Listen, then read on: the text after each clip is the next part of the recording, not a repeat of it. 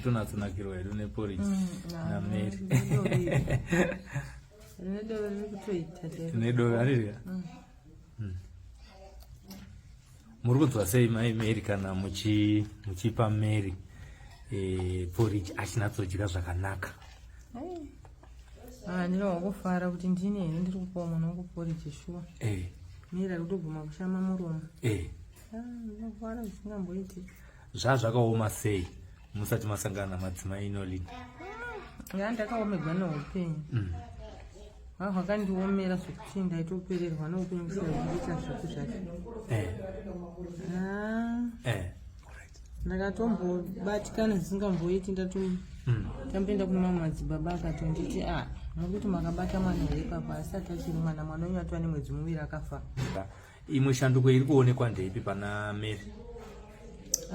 Kutokwanisawo kudana kuti mama. Ndiyo shanduko yandiri kuona, nokurara masikati akurara, nokutoda zvokutobaya-baya foni chaiko chaiko kutozvida. Tikuona ari kutamba magames mazuva esa. Ari kuatamba kwenguva diki kana kuti nguva shoma anotonatsoatamba zvokunatsofinisha magame acho. Zvokutotamba zvototi foni ipere moto.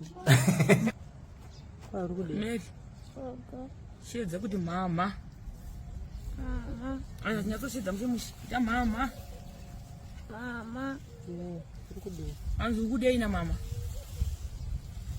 Ndipapa uri kurwadza. Ukuwe?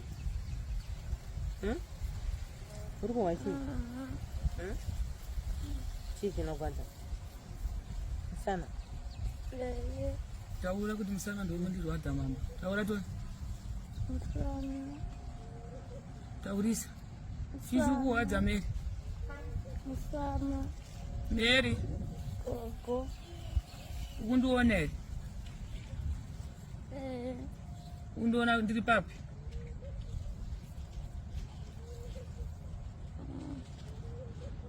Undiona ka? Nongedzera futi toni. Vari papi gogo? Taura chinzi. Ita ndi Grace sadza.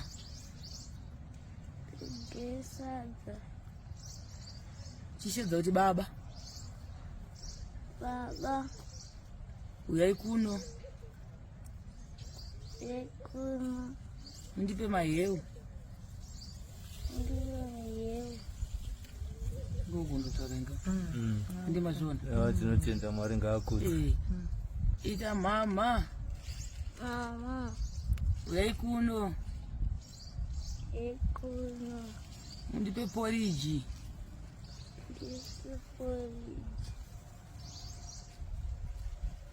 Amen. Hallelujah. It's a amen.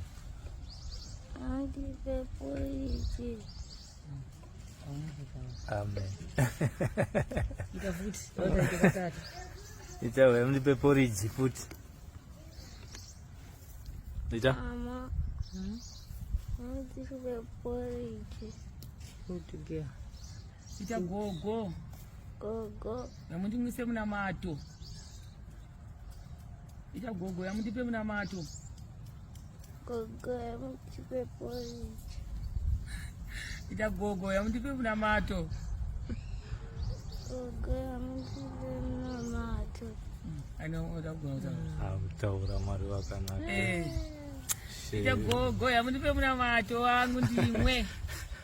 Gogo yamundipe porridge. Zati muna mato. Ati gogo wangu. Ya, muna mato male mu. Chimugatika zvakanaka. Azizvi. Anozimera. Mary Chitumbura. Ita inini ndonzi Mary Chitumbura. Ndaigwara sapa ndakudzwa zviri nani. Ndaugona kudya. Taura chinzi. Bate zvakanaka. Kumisa Mwari munera utoda kuti shandisa.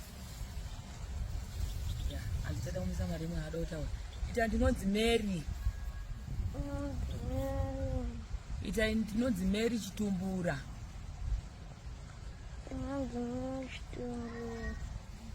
Ndaigwadziwa.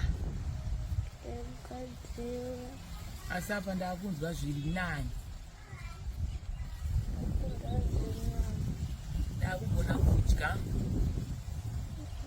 kudya ndakugona kutaura. Taurisa. akunataura Saka ndikutenda gogo.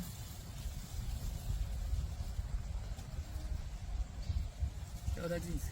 gogo Taura tinzi. Mary, gogo taura tinzi. Chita gogo yamundipe porridge.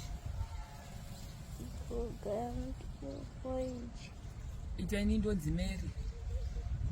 tonzee Ndairwadziwa. evadziva ndakuona makatuni. Ika ndakuona makatuni. katuni Ndakugona kutamba foni, Magames. mutamba foni magemu. gemu Amen. Ewa tinotenda. Kwenyu futi. Taura izvi. Ndinotenda hangu Mwari nezvandakaitirwa naMwari. Ndikutofunga kutoti mwana ye nditombomuti ndiye chishamiso chaiyo, nditombomuchinja zita rake rekuti nditombomuti chishamiso nokuti ndandisingafungidziri uye ndanisisina tariro, nokuti apa ndandatosvika panguva yekutoomegwawo nenino upenyu, nokuti ndanda kutofungawo zvakawanda wanda kuti zvino manje ndinosvikepi inini ndichiita mararamire waya kungomuka ndichingowacha tsvina ndisingaoni kuti inoitwa nani, ndichingobikira zvinhu zvandisingazivi kuti ndezvipi zvinenge zvichingodya mwana wangu achingodlegwa chikafu. Saka ndinotenda hangu Mwari, nokuti Mwari wakati kana paunenge wasvika pakuomegwa Mwari ndo pavanobva vatopindira. Ndandisingafungidziri kuti ndichazosangana namadzimai madzimai lolini vakakwanisawo kupedzawo dambudziko remwana wangu. Chero patakanzi kunoku taona munhu anokwanisa kukurapirai mwana, nechemwoyo mangu handina kukurumbidza kugutsikana. Ndakangoti semazuva ese ndakangoti hangatingoindaiwo semunhu angava nenguva yakareba ndingosangana navanhu vachingoti dambudziko tinorigona sevachiri kundikana. Saka pandinotenda hangu Mwari zvavakazondisanganisa namadzimai lolini vakakwanisawo kupedza dambudziko remwana wangu Nolini. Saka ndinoshayiwa kuti ndingatenda ndichidiniko. Ndinohwa nemufaro wakanyanyisa, ndingoti Mwari dava wedzerawo makore panyika kurarama, vachiyambutsawo futi vamwe vachasanganawo namatambudziko akaita saiwaya. Imimi makambosvika pakuti dai ndafa zvangu? Ndakatombofunga kutozvitongera chaiko kuti ndatambura, nokuti mwana yaiti kana akanga asvikigwa nemhepo yachona, kana nyange ukatomutore kumubereka musana wangu wese maronda kurumwa zvokuti anga asingakwanisiki kana kubatika. Ukangomubata anokuruma kana kudini, anga asingakwanisi kana kukondoroka, nyange mumba akapinda izvi makapangosa akaputsiwa. Saka ndakandanyanya kurwadziwa, ndikati iye Mwari zvaambozondipawo muedzi wakadai zviri nani zvangu nditombozororawo. Ndakatodemba vakafa zveshuwa, nokuti ndandasvika panguva yakaoma.